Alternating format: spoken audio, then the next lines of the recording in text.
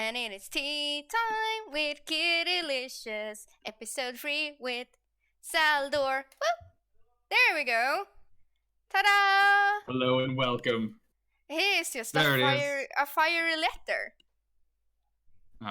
It's an exploding Z of extreme flames. Yes, on a fire Yes. sea. That's perfect.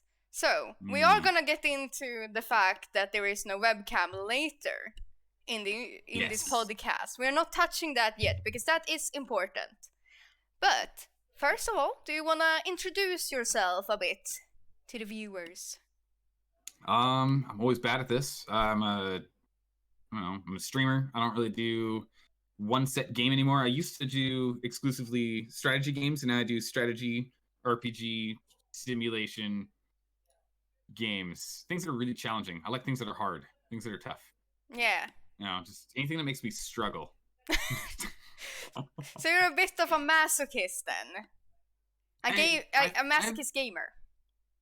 In a way, I found that feeling rewarded, you don't feel quite as rewarded if you don't have to struggle for it. Yeah. And I find the same thing in playing games. Yeah, it's like work hard really pays off, and you like to work hard for it. Yeah, so never the cheat codes and never reloading saves. Yeah, I do have that as not the cheat code, but I am going to ask you more about that, however. I have planned, because it will... I usually say like how I discovered someone I have on the show, and I think you were probably getting hosted by either McConnell or KRX. I'm not sure. More likely McConnell. Yeah, KRX, right. At least over the last 8-9 months, has been streaming longer than I.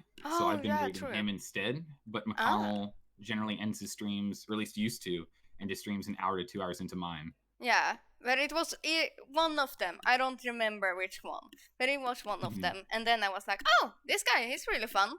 And you were playing RimWorld, and we're gonna go back to RimWorld later. Fuck, I really need to stop doing this when I'm like, and we are gonna talk about that later. You're just teasing everyone. I'm the biggest tease on Twitch. Here we go. Anyway, question. Now we start. Why did you start streaming?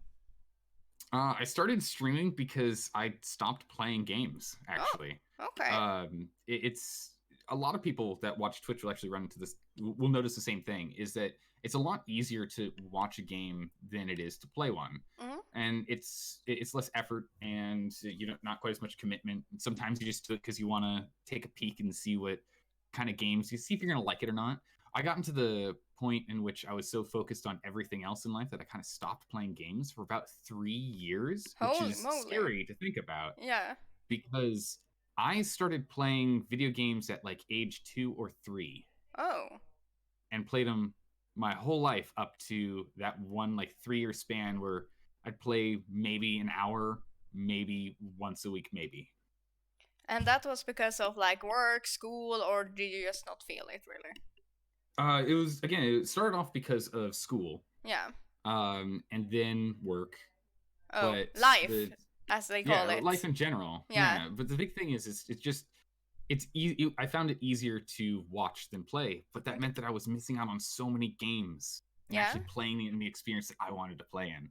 So I put up a schedule and I was like, all right, these are the times in my day that I have scheduled that I will be playing games. Yeah. And I'm going to hopefully have some people over here like Carcinogen who's hanging out in chat that's going to hold me accountable to those times. And when was this? Like, how many years ago are we talking? Goodness gracious. 3.5? August of 18, I think. Dang, that's actually a long time. Yeah. Holy moly. Hey, Boro. But yeah, like during that time, have you taken extended breaks, or have you just like kept plowing through that? Only there's pretty much no. The only a couple of week breaks just because of family stuff, being like doing family reunions, so leaving the state and not being in a place that has internet and the like. Other than that, no, not really. Yeah, okay, I see. Because I talked about breaks with some other people also. But you mentioned something to me, because sometimes I ask people before I start interviewing them.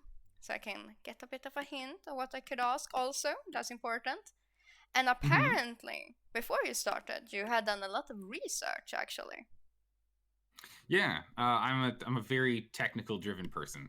I love the if I get interested in something, I will then spend too much time on it. I'm that guy that if you're watching a film at home with me, I might end up pausing the movie for a minute just to go look something up that was brought up in the film.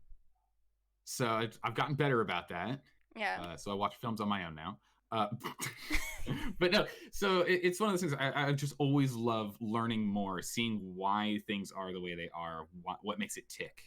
And so I did spend quite a bit of time and energy kind of figuring out what more of the ins and outs for starting streaming and growing a community would be. Yeah. So, did you work on your setup also? Oh no, that came up second. That's the less important out of the bunch. Yeah, because I think that a lot of newer streamers are like, I need to have the perfect setup before I start. I hear a lot of people limiting themselves, like, oh, I don't have a good enough microphone, oh, I don't have a good enough webcam, or my PC is crap, you know? Mm-hmm. And I think that, like, streaming is a hobby, but you have to be able to invest in it, you know, later on maybe, but maybe you shouldn't think, like, you don't have to have everything when you start definitely out. Not. I started with a gaming headset that I already had with a microphone that it was attached to. That's it. Right? Some are still doing that. That's all you need, right? Like you don't have to go fancy. You just need decent enough audio, and then everything else can be kind of garbage, and you can build up from there. Yeah, I kind of think that too, and there can be a bit of like charm in having a bit of a scuffed stream too. Like for me, example, I've designed my own emotes. That's scuffed, but it has personality, it's flair. And then later on, you can just be like, oh, I've been streaming for a year now. Maybe I should buy a new microphone. Like the money I get from streaming goes back into the stream because I buy like new equipment and stuff. So that's exactly what I've done. This microphone got this year. The headset I've got now, I got last year. Like it's generally one big piece per year to make it a little bit better, and then all the rest goes into games. Yeah, because that's also a big thing for me. I'm like, yay, I got some Twitch money, let's buy some. Oh, there are like 5 games coming out this month. Fuck. Yep. And then there's like, yeah. Okay, now. Since we've all actually talked about setups, I thought that you had like got everything before you streamed, because then I was gonna like, can everyone afford that? I was gonna ask you about that, but now we've covered it. Now we got definitely not. That's the last thing you should do. Yeah. Going into streaming, you should really just, again, audio is the only thing that matters. Yeah. And for that, you need just a decent mic. Just that, and then whatever program you're using to capture your voice, just go in and remove the background white noise. Oh. Just put in a filter to remove that lower noise. Doing that alone will already put you at medium to high tier in audio quality on this platform. And that's, again, the most important thing. Because a lot of people just listen to streamers than actually watch the game while they're doing something else. Yeah. There we go. Sorry. Sorry, I got distracted. My mods are asleep. Okay, sorry. Speaking of mods, you also told me something else that was very interesting. You have never done what I just did. You don't have any moderators, right? Correct. And you have never banned a person. Correct. How does that work? So it's gonna be different for everyone. Yeah. The biggest thing about Twitch, YouTube's one thing. What does Twitch have over YouTube? Interaction. So if you do not interact with someone when they're doing something you don't want them to do, just like with a bully, if they get 0 interaction from you, they lose interest and they walk away. So you just kind of have to do it at the beginning. And then as Voro's bringing up here, just our community doesn't need mods. Because of that, people that are toxic, people that are trolls pop in for a moment. They'll make some noise. We'll either give them a weird side look at them or say nothing, and then they're gone. I've only ever had to delete messages after people leave. And I've done that once. Okay. That's because everyone should be allowed to say what they want to say. We of course shame any robots that come in. We leave the text there, but we shame whatever robots come in and leave their their blasted text, which I think that one was.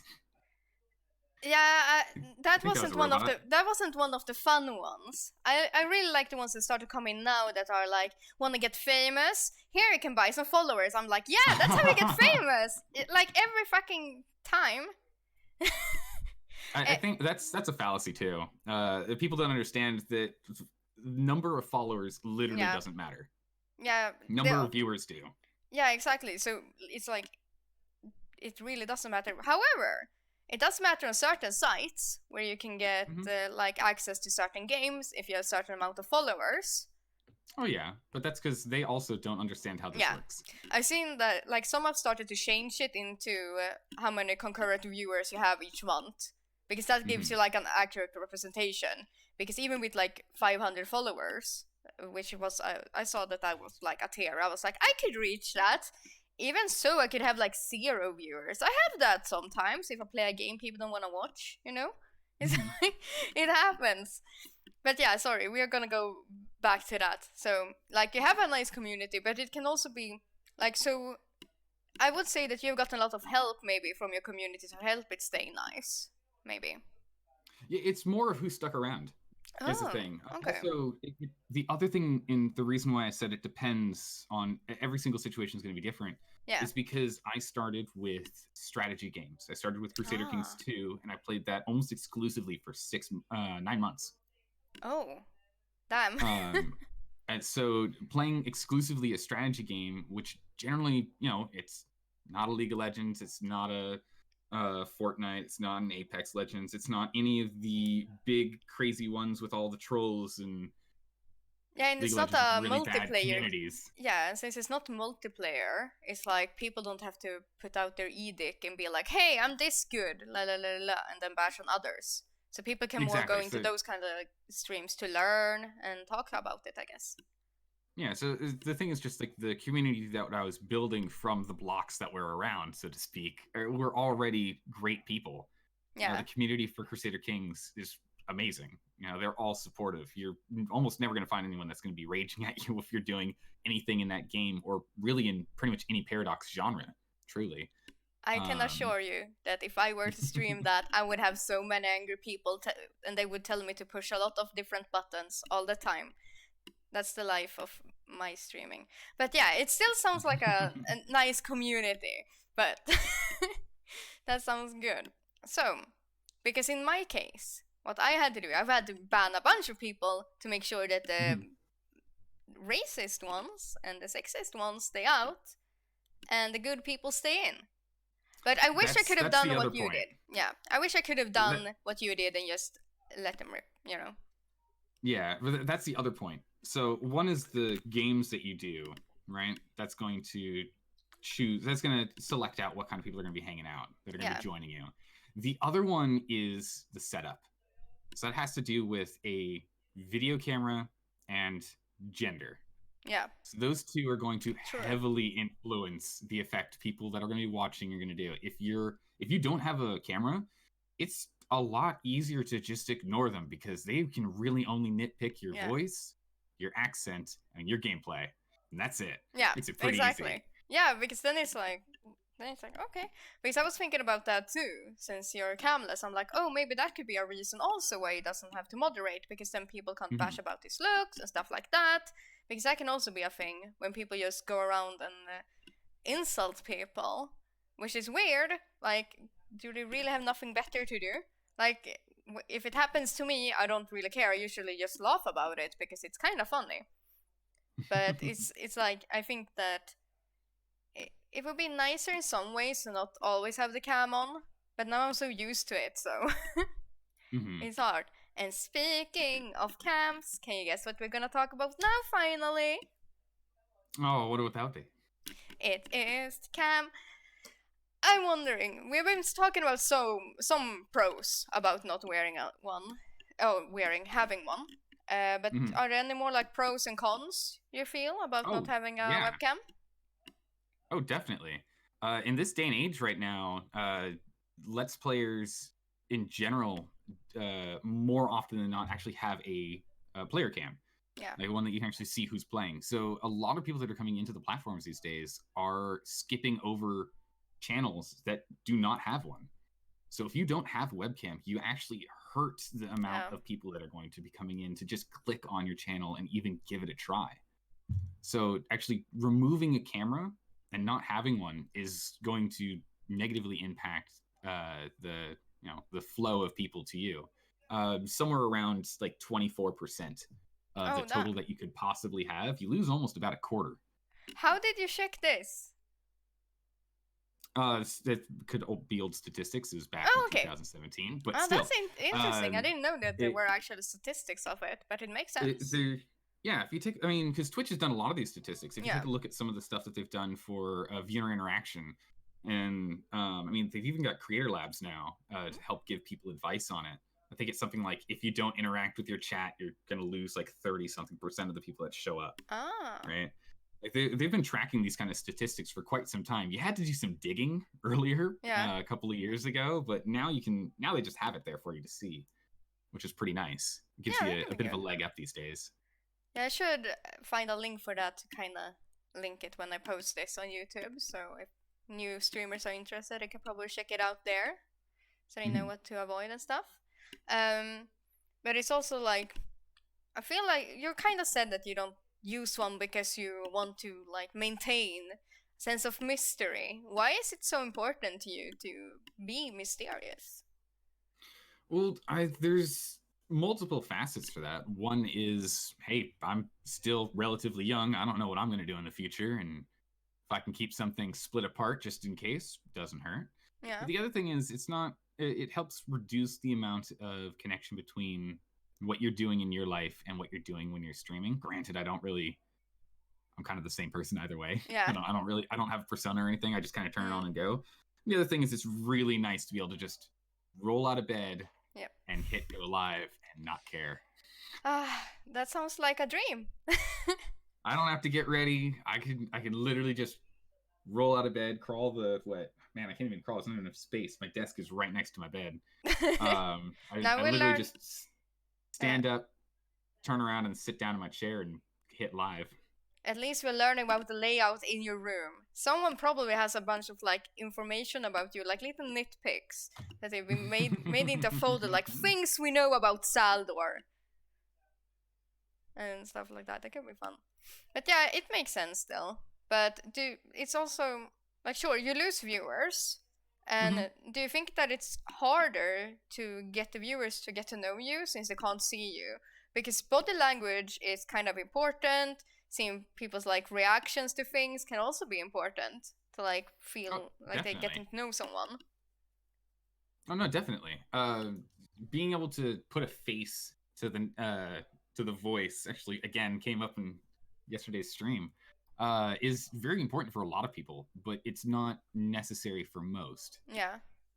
And so a lot of people get by, and you get used to it. For example, I remember watching Let's Players back in the day. Like, for example, the Yogscast didn't have face cams until maybe 3 years into the company being up and running. So I was so used to just only hearing their voice and not seeing their person. And then they changed that up, and it was a little jarring for me. And then after about a month of that, it felt weird whenever I went back and watched anything that didn't have them with a face cam there. So it more comes down to what you get used to, I guess. Yeah, that too. But I remember I liked to watch Let's Plays back in the day where they didn't have a cam, because then I could focus fully on like the game and get immersed and just listen and see the gameplay. When there's a face, the other reason. Yeah, it can be really distracting. Like sometimes when I play story games or games that are really like pretty, I want my viewers to be able to focus on the game, and then I don't want to use the cam. But then I feel like, no, then people are gonna leave because they can't see my reactions. And I'm like, if something really funny happens, maybe they want to see that, you know? So so I can kind of get that. Yeah, unfortunately, I wouldn't really be the best one for if you're looking for reactions from like scary games and the like. Reaction I don't really jump. I generally don't jump. There were a few times in the long dark where I was surprised by a wolf. That's for sure. But I generally don't move much or like, emote much when I get surprised, because I'm more of a I'm not much of a flight kind of person when it comes to reaction. So I just more prepare for impact than anything else. So I don't really move. I just freeze. Yeah, you're like, I exist here and now. let's deal with this. Yes. I'm like a deer in a headlights, but my brain is burning a million miles a minute. Exactly. That was a good metaphor, actually. I like that. Speaking of the long dark, no, now we're gonna talk about the games, because this is what I remember from watching you the first time. You were playing RimWorld on some hard ass difficulty, and I was like, this is so hard, and your colony was like going to poop, and I was amazed that you just kept going, and I was like, who would want to do this for themselves? I remember people were just dying, and you were like, but I like this difficulty. This is what I consider to be fun. Oh yeah, 100%.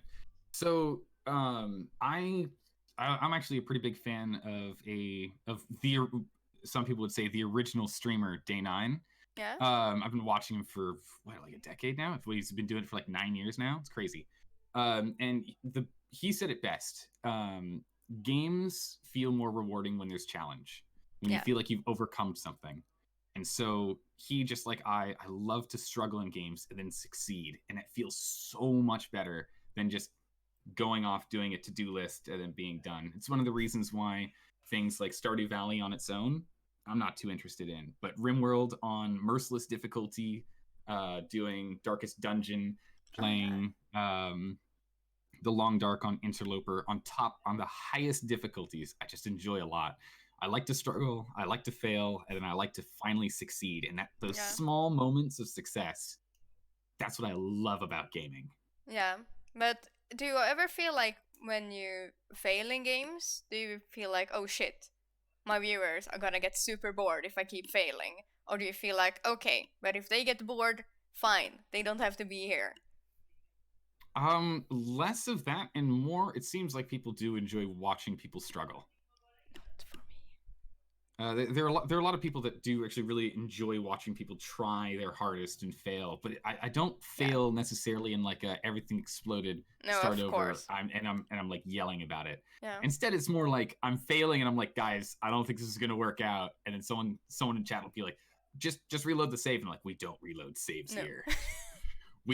We fight to the end. If that means it's gonna be another 20 minutes, we're gonna take another 20 minutes, but we're gonna fight to the end. Yeah. I can think that for me, when I fail in games, I talked about this yesterday because I had a big fail in Warframe a couple of days ago, and I had people leave. Then they got annoyed. It was honestly a small mistake. It wasn't even big. It was kind of funny. But then I told them, like, people will never get banned from laughing at my mistakes in chat. I want to entertain. If people can laugh from mistakes, I've succeeded at something at least. So failure, like, it can be frustrating to see someone fail doing the same thing over and over again. Like, someone showing, say, cases or signs of insanity. But failure in itself can be, like, interesting too. Like, especially in RimWorld, because it's like, okay, the colony has ended, but we have learned things. And stuff like that. I can still be kind of fun. Or at least we hope we learn things in RimWorld. Oh, yeah. But the thing is, there are people out there that when they like to play games, they like to play at the most efficient, optimal. They're here to win, and that's it. And that's their prerogative. It's everyone likes gaming in their own way, and that's I love that. So one of the things is I like going as far as we can and just struggling and succeeding, because there's always a shred of hope that we can make it. You know, you never know with the random luck that we end up getting in our streams. Sometimes, who knows? Yeah. But when you do mistakes and a lot of people, rage out and leave, that they've lost interest in what was going on, and that's fine. Yeah, you shouldn't feel hurt about that. That's no one has to be here. No, exactly. They could just turn off their computer and we would never know, right? Yeah, exactly. But it's also, I don't know, in my case it feels like people just don't like watching girls fail. They're more okay with watching boys because then it's funny. But if a girl is failing, it's like, oh, that's because she's bad at games because she's a girl. I don't know if it's actually like that, or if it's because I've been told that too many times that I start to believe that's the case. I'm not sure. Probably isn't like that, but who knows? I would agree it's a stereotype that's being perpetuated a little too much. And so people just assume that. That's the hard part about stereotypes. Stereotype is built off of some experience that collectively people have kind of more or less experienced, and then they just label it across the rest of the board. Yeah, because when I see other streamers fail, people spamming like kick W and stuff. Like people are having fun, they're laughing. But when I fail, no, people leave. They don't say anything. And it's sad because I want them to laugh at it. I want them to think it's okay. See, Second Sovereign is at least writing kick W. He gets it. And yeah, sorry, I went into something different here. But you no did. Worries. So, yes, now we've talked about those games. Now, I've noticed that you've been doing multi-streams with people playing Stardew. Yes. And I think multi-streaming can be very interesting because it's collabs, and newer streamers, like, they should branch out, play with other people too. But, like, what made you start to play with this group, and why did you, like, pick Stardew? Well, we didn't start on Stardew Valley. What did we start on?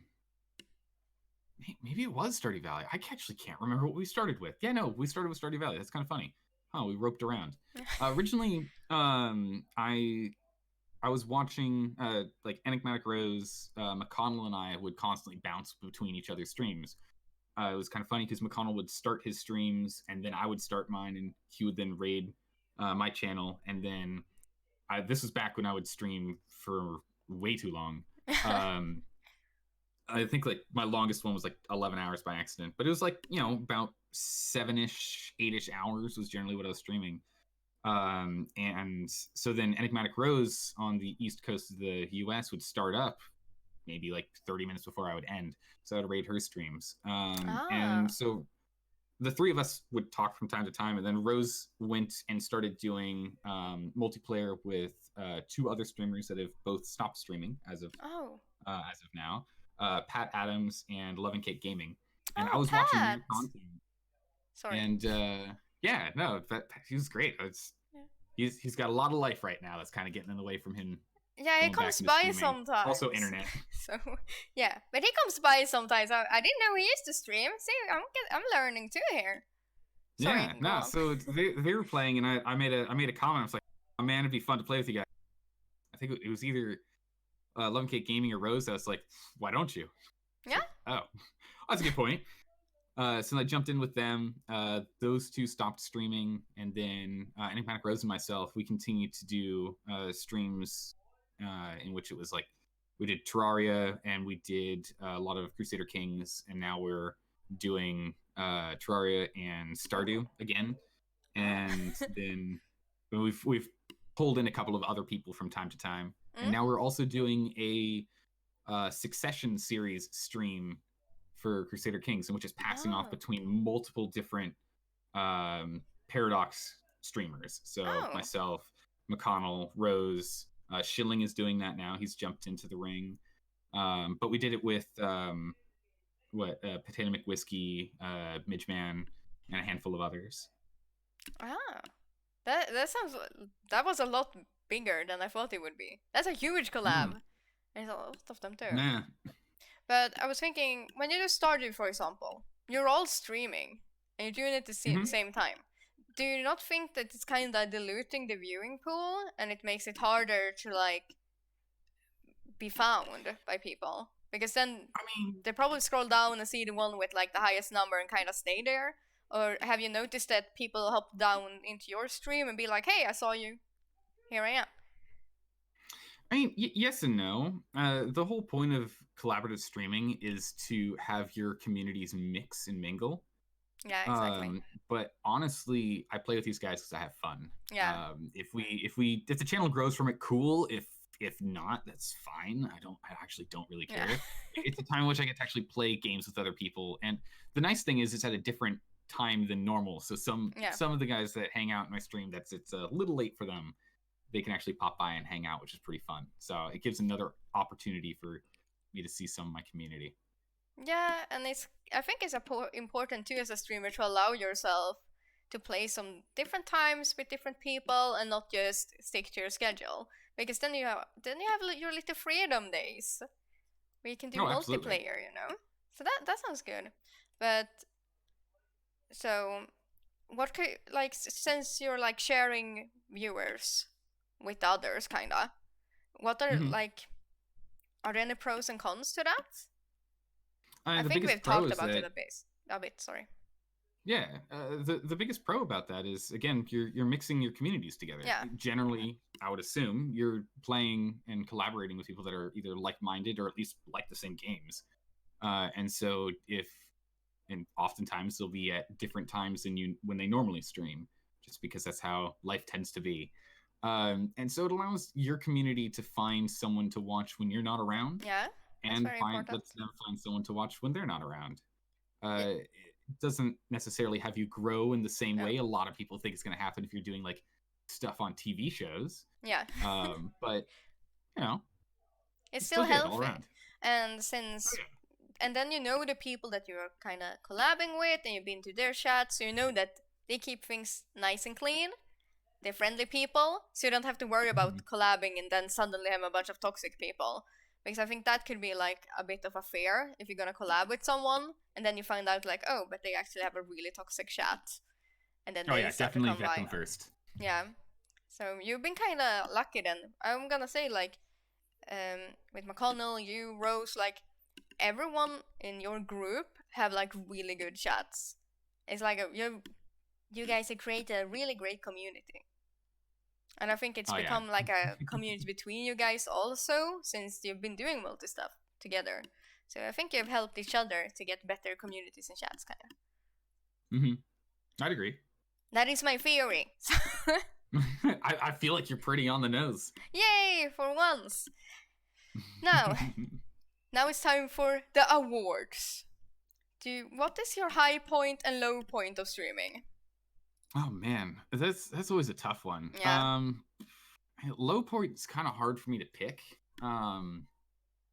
Is I guess the hardest part is with my schedule. I try and keep the same general streaming time schedule, and as life changes and my standard life has a different schedule than it used to, where I used to have weekends that I would be busy doing stuff and weekdays where I didn't.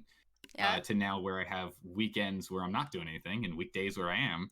It's put a bit more of a strain on like me and my life. But the thing is, I enjoy it, so I don't really care. Yeah. So it's fine. I'll just take 1 hour less of sleep during weekdays. That's okay. I'll live. Don't do that if you need sleep. Yeah. But don't do what I do. It's fine. I survive for 5 to 6 hours of sleep. Don't do that. Only for hardcore non-sleepers. Nah, it's only for older people. Okay. Because when you're young, you actually need to sleep a lot. Like when you're in your teens, you need to sleep like 9-ish hours, man, if you're gonna like truly be healthy. But then once you end up hitting like your 40s, 50s, 60s, most people start to ramp down to only needing 6 to 4 hours of sleep. Yeah. So just watch yourself on that. But I'd say just the strain of doing that and being just moderately tired throughout the entire week, and then being fully regenerated on weekends where I'm revitalized and alive after sleeping for a good 8 hours. Yeah. That's probably the lowest point, is that just trying to keep my schedule the way it is. Yeah. Still very like, I almost said honorable. It's not the right word. Commendable, maybe. That you manage to have such a busy schedule and still manage to stream. Because I think a lot of people also think, like we talked about having a setup and stuff. But then there are a lot of people like, I don't have time because I have a job. But it's like, it's a hobby. And if you have something you really like to do, you will find time to do it. Well, that's the other thing. I started streaming to force myself to play games. Yeah, exactly. So it is essentially a chore, right, that I have to do, but I love doing it. Oh, no. So it's not really a chore, but it's something that's on my schedule every single week. I'm going to do it because I want to do it. It's the time that I have carved out of my schedule to let me actually play games. Yeah, you kind of don't want to miss it. Yeah, you're like forcing yourself to have fun. In a way, I want to have fun, but I'm forcing my schedule to let me have fun. Yeah, which makes my schedule a little more tight. But that's okay. In terms of high points, that's even harder to kind of pick. A lot of people would say, 2 weeks ago when things got really crazy when we were playing Graveyard Keeper, we had a community manager pop in. Really? Nice. Yeah, community manager for Tiny Build popped in 2 weeks ago. 3 weeks ago? One of them. and was just like, "Hey, do you have the DLC for this game?" I'm like, "No, we're not doing DLC. I like to kind of figure out the game up front and kind of figure it out from there." And he's like, "No. Here, have this." I was like, "Oh, okay." And then he went and threw a couple of Steam keys for us to do a giveaway and everything. And just in general, that day, on top of that, we had like 4 raids. We had like there's so many people there. It was a blast. The chat was way too fast for me to keep up with. Oh shit. Yeah, it was just too much fun. That would be my guess, at least off the top of my head, in 2.5 years. It's kind of hard to remember some of the others. Yeah, true. But we all have a good and bad stuff. But yes, that was your high and low point. But now, the hardest one. What's your best streaming memory? Oh, geez, I don't even know. I mean, we'll put it that one if I can't think of something else. Yeah. Geez. Best streaming memory. Can we can we make it better than something so broad as best? Yeah, sure. Pick like a something else. I don't know. Most memorable streaming moment. I do remember. What was it? February last year, I think. I think it was, where we had a raid of like 300 and something people show up. Holy moly! That was pretty intense. Sounds like it. Same kind of situation. Chat was way too fast to read. It got a little ridiculous.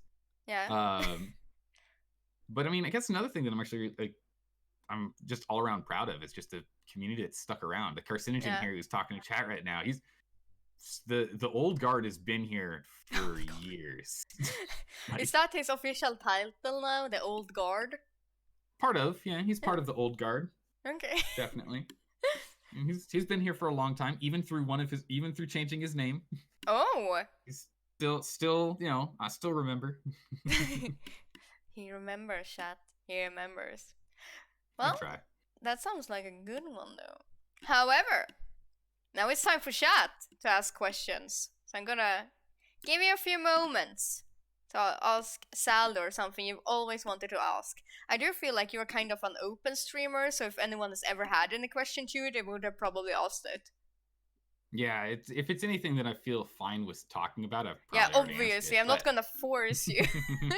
I'm gonna say like, dude, while you're on here, you have to answer everything because you do like to be a bit mysterious. Okay, Netch wants to know, where did you find your voice?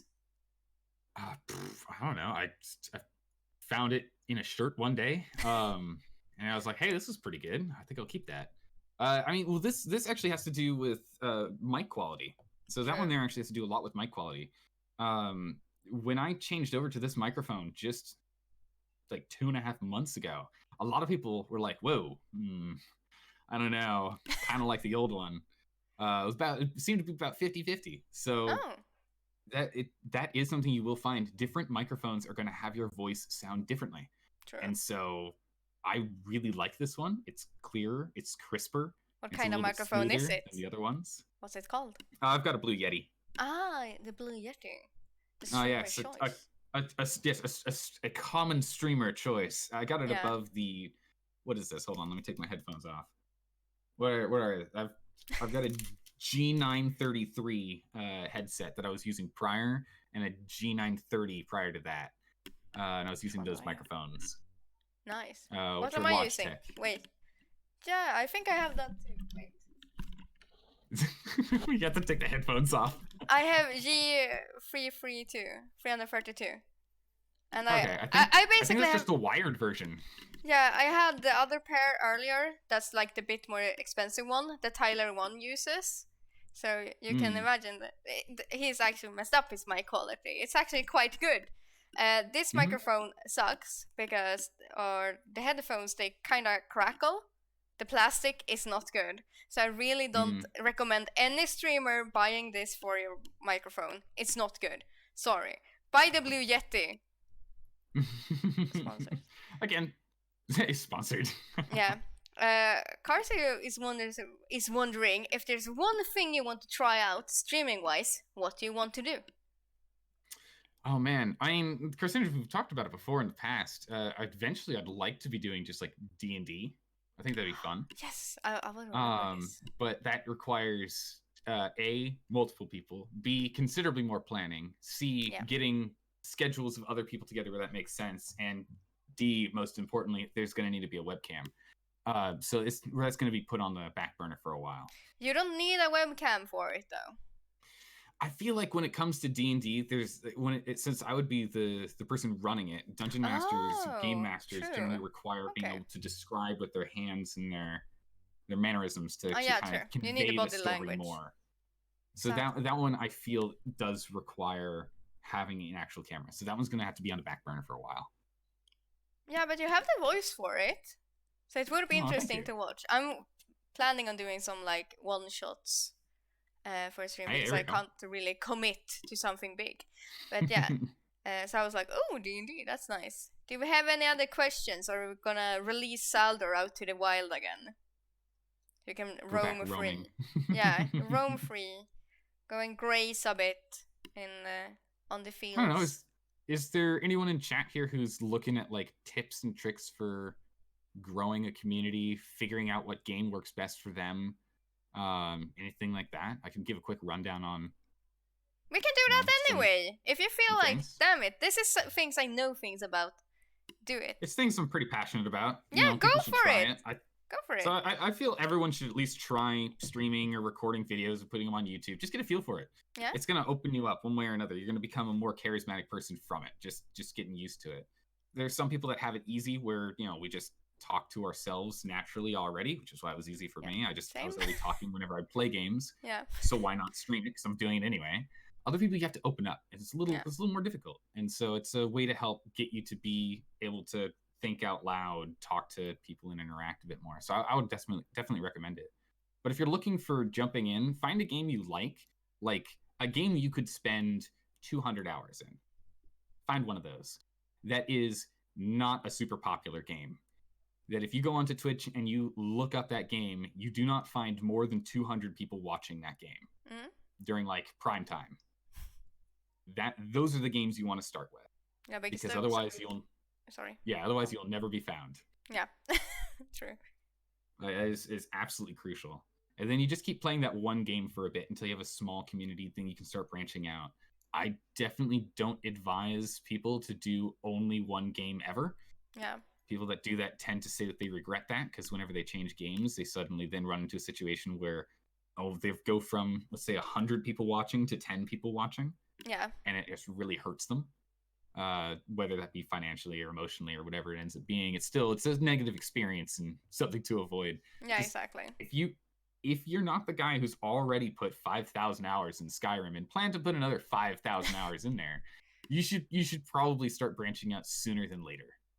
Yeah, because I think I talked about that with Brooke, because she's like a main League of Legends streamer, and that she sometimes gets like lower numbers when she does variety. Now that I've checked lately, she's been doing Animal Crossing, and her numbers are like the same.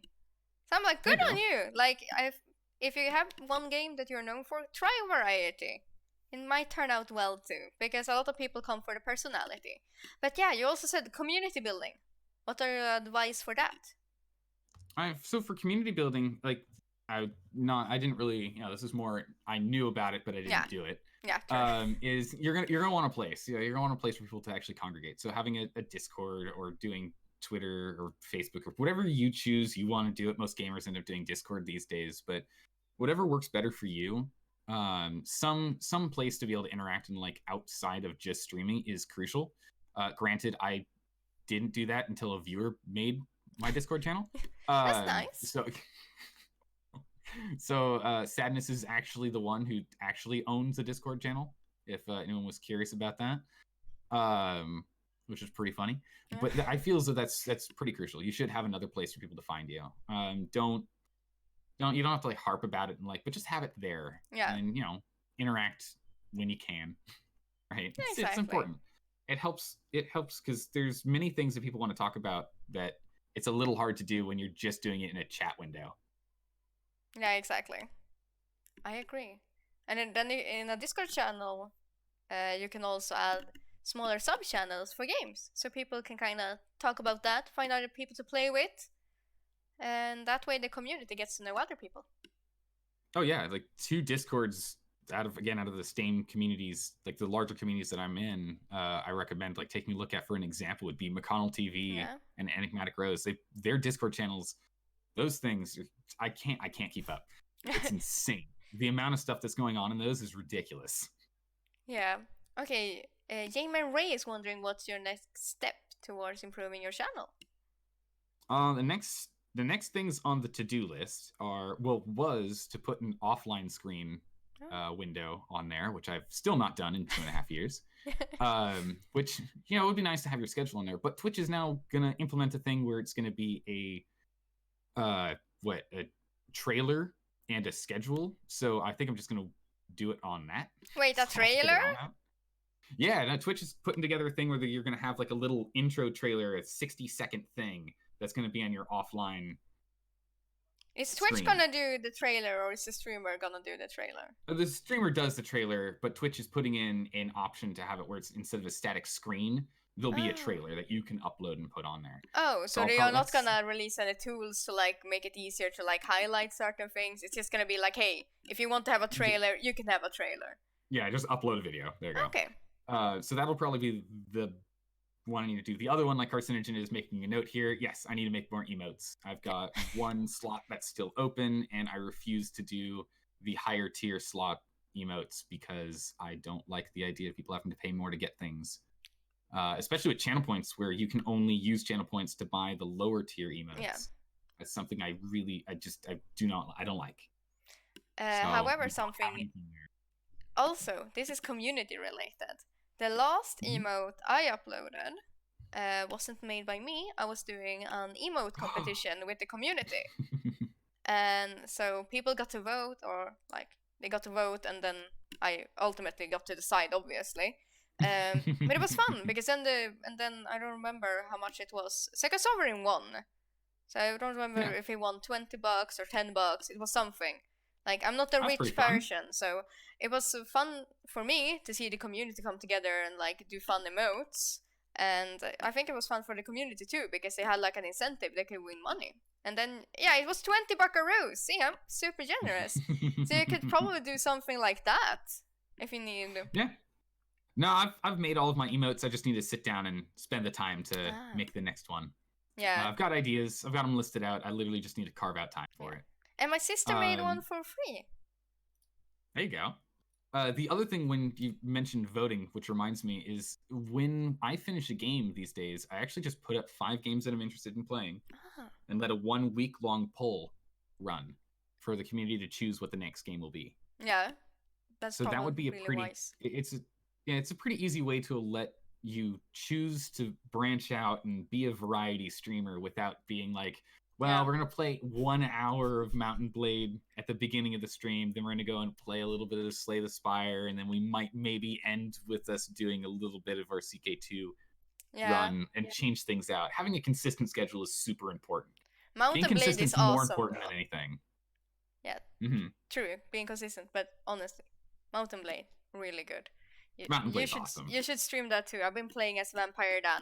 It's unrelated. I'm sorry. We have gone a bit over time, which I'm really happy about, because I was worried that I wouldn't have enough questions. Which you get plenty. I am always super scared that I won't. But no, plug your channels. Do you have any stuff to say? I don't know. Swing on by. I'm over at just Zaldore in Twitch. It's nothing special. No fancy characters or anything. And we play kind of a little bit of this, a little bit of that, but predominantly strategy, building, survival, and a lot of stuff that requires a lot of thinking. So a lot of like refactoring games. So Oxygen Not Included is a big one. RimWorld's another one where you have to do a lot of rebuilding and the like. So any kind of games along those lines we'll be playing. We've got a ridiculously long list of games that we need to play coming up. So we'll see what we're at when people swing by. Yeah. But so everyone, go and check him out. I will offer you all an extra drink if you do. Throwing a follow. It's a good guy. He's funny. And he has a good voice. And he's entertaining. So yeah. Sorry, now I'm just blathering on. I'm really bad at saying goodbye to the streamers I talk to, but thank you so No much worries. for being on the podcast. Absolutely. You did great, and I'm glad you had me. Yeah, no worries. And maybe I'll catch you around someday. Yeah, definitely. Yeah, okay. Bye-bye. All right, goodbye. I'm so bad at saying goodbye, chat.